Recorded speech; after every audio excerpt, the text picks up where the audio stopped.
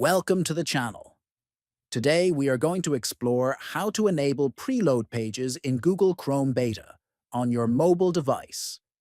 This feature helps your browser load websites faster by preloading content before you even click on a link. First, open the Google Chrome Beta browser on your mobile device. Next, tap on the three dots icon at the top right. From this menu, find and tap on Settings to continue. Inside Settings, scroll down and select Privacy and Security. Next, look for the Preload Pages setting within Privacy and Security. Then, tap on Preload Pages to see the available options.